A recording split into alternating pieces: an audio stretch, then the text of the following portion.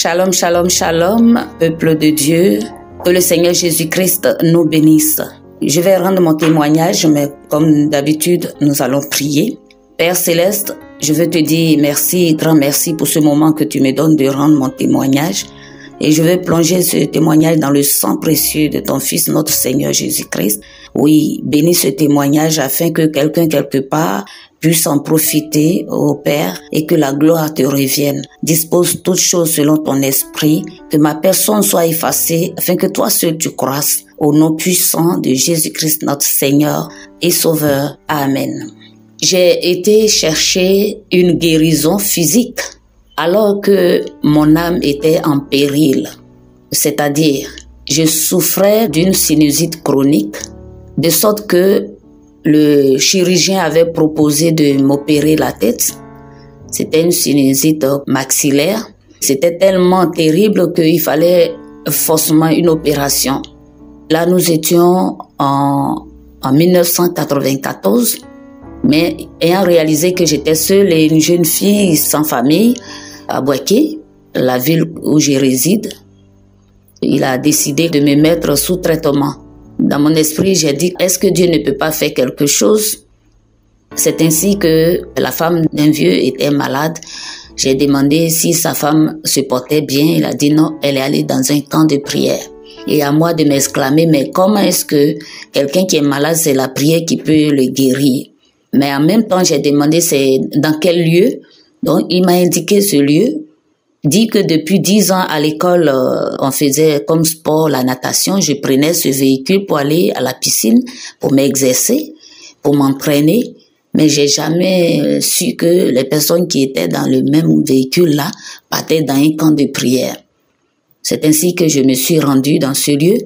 Et après la prière, les gens devraient rendre des témoignages. Donc, un monsieur d'un certain âge avancé qui est venu dire qu'il veut rendre gloire au Seigneur parce que au cours de la prière, il a reçu une boule de sang coagulée, c'est descendu dans sa gorge et il allait cracher qu'il était guéri de la sinusite.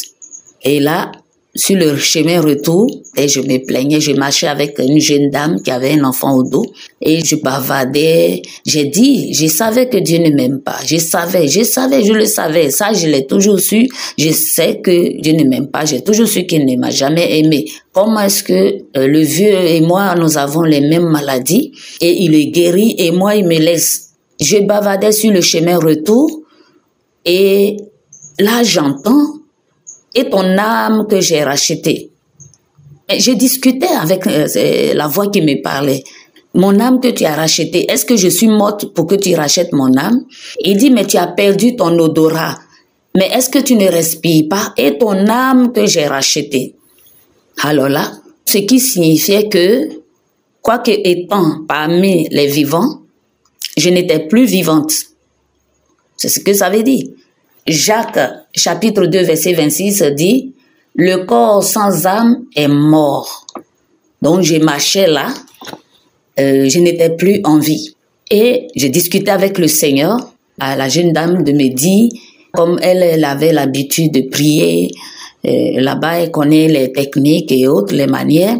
Elle m'a demandé le soir, avant de me coucher, de m'incliner pour demander au Seigneur de m'entourer de son feu, et puis de me laver dans le sang de son Fils Jésus-Christ.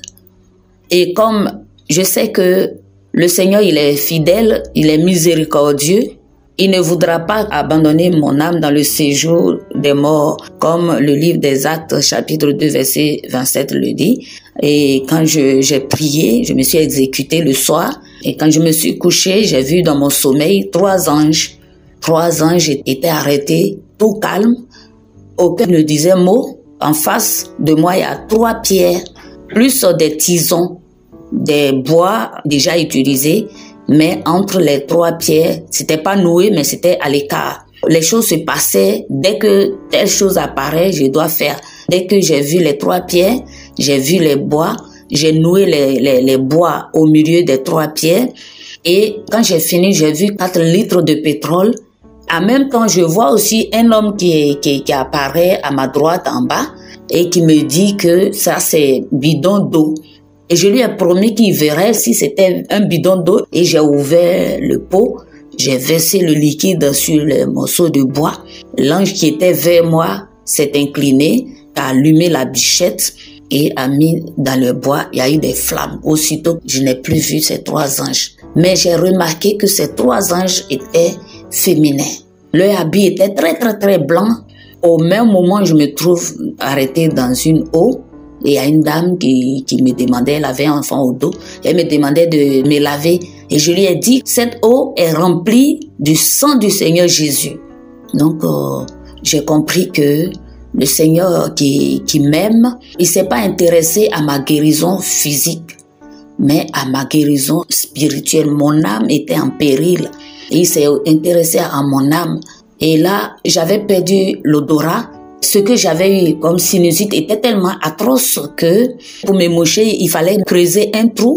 Et parce que ce qui va sortir, c'est comme de l'œuf pourri, la viande pourrie. À distance, l'odeur n'était pas supportable. Donc, il fallait que je creuse un trou pour pouvoir me moucher, puis fermer. Et quand j'ai fait l'examen, le blondeau, ce qui a effrayé le chirurgien, il a trouvé que, en principe, je devrais être aveugle. Mais là, je n'avais plus d'odorat. Ça agissait un peu sur lui, tout ça. Mais j'ai été guérie sans m'en rendre compte. Ça a commencé, moi qui n'avais pas d'odorat. Si on est quelque part, si la bouteille de gaz fuit, c'est moi qui vais dire, il y a le gaz qui sent. Mais les gens sont étonnés. S'il y a une odeur, les gens ne sentent pas, mais je serai toujours la première à dire, il y a telle odeur. On dit, mais toi, tu as perdu l'odorat, mais comment tu fais pour sentir? Là, je ne me suis pas rendu compte à quel moment la guérison a été instantanée. J'ai retrouvé aussitôt mon odorat, j'ai retrouvé tous les sens qui étaient en défaillance.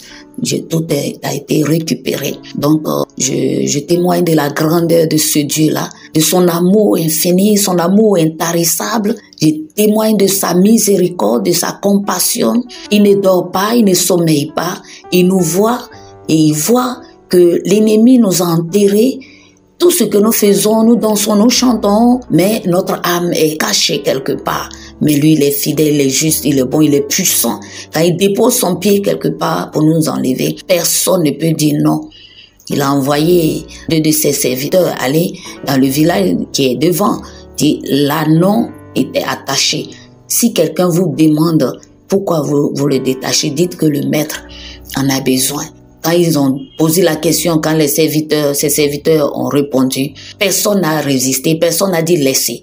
Et c'est ainsi qu'il a allé arracher mon âme dans le séjour des morts. Dans un sommeil, plus de 10 ans après, j'ai vu que je sortais du plus profond de la mer. La mer a tari, il n'y avait plus d'eau du tout. C'était très, très, très, très effrayant. Et au milieu, au centre de la mer, se trouvait un tombeau. Et j'ai marché sur le tombeau. J'ai escaladé pour sortir, pour arriver, atteindre la rive. Ça n'a pas été facile. J'ai souffert, mais par la grâce de Dieu, j'ai pu m'en sortir. Aujourd'hui, je comprends effectivement que l'ennemi m'avait vraiment enterré. Le Seigneur m'a dit en 94, et ton âme que j'ai rachetée. Et plus de 10 ans après, il m'a montré où mon âme était enterrée, au fin fond de la mer, dans un tombeau au milieu de la mer. Mais pour m'enlever de là, il a fait sécher la mer. Et imaginez la place sans eau. Ça faisait très peur. Et c'est pourquoi je veux lui dire merci. Et je veux demander à quelqu'un de faire confiance au Seigneur. Ne désespère pas. Le Seigneur est capable de tout. Même si ton âme est pourrie, même si ton corps est déchiqueté, le Seigneur est là pour te redonner vie. Il est en train de nous préparer. Il revient très, très, très bientôt. C'est pourquoi nous devons nous accrocher à lui. Je vais lui dire merci pour la vie de quelqu'un qui libère au travers de ce témoignage. Merci Seigneur Jésus-Christ. Amen, amen, amen.